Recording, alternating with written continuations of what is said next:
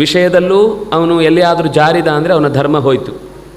ದಂಡನೆಗೆ ಒಳಗಾದವನು ಕೂಡ ಆ ದಂಡನೆಯನ್ನು ತಪ್ಪಿಸಿಕೊಳ್ಳಿಕ್ಕೋಸ್ಕರ ಏನಾದರೂ ಬಂಧುತ್ವವನ್ನು ದುರುಪಯೋಗ ಮಾಡಿಕೊಳ್ಳುತ್ತಾನೆ ಅಂದರೆ ಅದು ಅವನ ಧರ್ಮ ಹೋಯಿತು. ಹಿಂದೆ ಈ ಮಾತು ಬಂತು, ವಾಲಿ ದಂಡನೆ ಮಾಡಲಿಕ್ಕಿದ್ದವನು ಅವನು ಕೂಡ ಆ ವಿಷಯದಲ್ಲಿ ಕಾಂಪ್ರಮೈಸ್ ಮಾಡಲಿಲ್ಲ. ತಪ್ಪು.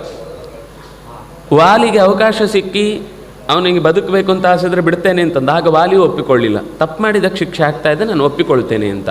ಅಂದರೆ ದಂಡನೆ ಕೊಡುವವನು, ದಂಡನೆ ತೆಗೆದುಕೊಳ್ಳುವವನು ಇಬ್ಬರೂ ಕೂಡ ತಮ್ಮ ತಮ್ಮ ಧರ್ಮವನ್ನು ದಂಡನೆಗೆ ಒಳಗಾಗಬೇಕಾದವನು ಅಂತ ದಂಡನೆ ತಗೊಳ್ಳುವವನು, ನಾನು ದಂಡನೆ ಮಾಡಬೇಕಾದವನು ಅಂತ ದಂಡನೆ ಕೊಡುವವನು.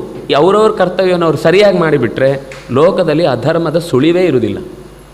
ಎಲ್ಲ ಇವತ್ತು ವ್ಯವಸ್ಥೆ ನೋಡಿ, ದಂಡನೆ ಮಾಡಬೇಕಾದವನು ತನ್ನವರು ಅಥವಾ ಟೇಬಲ್ ಕೆಳಗಿದ ವ್ಯವಸ್ಥೆ ಆಯಿತು ಅಂತೇಳಿ ಬಿಟ್ಟುಬಿಡ್ತಾನೆ, ಅಥವಾ ದಂಡನೆಗೆ ಒಳಗಾದವನು ಅವನು ಅಡ್ಡದಾರಿ ಹುಡುಕ್ತಾನೆ. ಹೇಗೆ ತಪ್ಪಿಸ್ಕೊಳ್ಬೋದು, ಕಾನೂನಲ್ಲಿ ಏನೇನು ವ್ಯವಸ್ಥೆ ಇದೆ, ಅದರಲ್ಲಿ ಏನು ಲೂಪ್ ಹೋಲ್ ಇದೆ ಅಂತ ಹುಡುಕಿ ಅವನು ತಪ್ಪಿಸ್ಕೊಳ್ಳಿಕ್ಕೆ ಪ್ರಯತ್ನ ಮಾಡ್ತಾ ಇರ್ತಾನೆ. ಇಲ್ಲಿ ಒಂದು ಕಡೆ ತಪ್ಪಿಸಿಕೊಂಡದ್ದು ಪೋಸ್ಟ್ಪೋನ್ ಆಯಿತಷ್ಟೇ ಹೊರತು ಶಿಕ್ಷೆ ಮಾಡಿದ ಕ್ರಿಯೆಗೆ ಪ್ರತಿಕ್ರಿಯೆ ಇದ್ದೇ ಇದೆ. ತಪ್ಪಿಸಿಕೊಳ್ಳಿಕ್ಕೆ ಯಾರಿಗೂ ಸಾಧ್ಯ ಇಲ್ಲ. ನಾವೀಗ ಯಾರಿಗೂ ಗೊತ್ತಾಗಲಿಲ್ಲ ಬಚಾವ್ ಅಂತ ಅಂದ್ಕೊಂಡಿರ್ತೇವೆ ಅಷ್ಟೇ.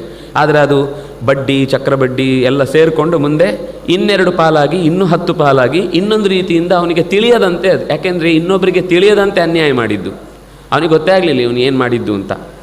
ಅದೇ ರೀತಿ ಇವನಿಗೆ ಶಿಕ್ಷೆ ಬರುವಾಗಲೂ ತಿಳಿಯದಂತೆಯೇ ಶಿಕ್ಷೆ ಬರುತ್ತೆ. ಯಾಕೆಂದರೆ ಇವನು ತಿಳಿಯದಂತೆ ಅನ್ಯಾಯ ಮಾಡಿದ್ಲ್ಲ, ಕತ್ತಲ್ಲಿ ಯಾರಿಗೂ ಕಾಣುವುದಿಲ್ಲ ಅಂತ.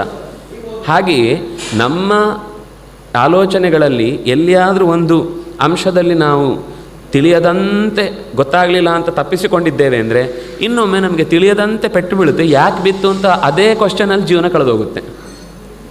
ಯಾಕೆ ಬಿದ್ದು, ನನಗೆ ಯಾಕೆ ಅಂತ ಗೊತ್ತಾದರೆ ನಾನು ಒಪ್ಕೋತಿದ್ದೆ, ಯಾಕೆ ಅಂತಲೇ ಗೊತ್ತಾಗಲ್ಲ ಅಂತ ನನಗೆ ಎಲ್ರಿಗೂ ಈ ಪ್ರಶ್ನೆ ಬರುತ್ತೆ. ಎಲ್ರಿಗೂ ಈ ಪ್ರಶ್ನೆ ಬರುವುದರ ಹಿಂದೆ ಇರುವ ಸಮಸ್ಯೆ, ನಾವು ಆ ತಪ್ಪನ್ನು ಆಮೇಲೆ ಒಪ್ಪಿಕೊಳ್ಳಿಲ್ಲ, ಆಮೇಲೆ ತಿಳಿಯದಂತೆ ಮಾಡಿದ್ದೇವೆ ಅಂತ ಹೆಮ್ಮೆ ಬೇರೆ ಪಟ್ಟಿದ್ದೇವೆ. ಆ ಹೆಮ್ಮೆ ಎಷ್ಟು ಜಾಸ್ತಿ ಇರುತ್ತೋ ಈ ಪೆಟ್ಟು ತಿಂದ ಮೇಲಿನ ಎಲ್ಲಿಂದ ಬಂತು ಅಂತ ತಿಳಿಯದ ಒಂದು ರೀತಿಯ ಕನ್ಫ್ಯೂಷನ್ ಅಷ್ಟೇ ಇರುತ್ತೆ ಕೊನೆವರೆಗೂ. ಅಂದರೆ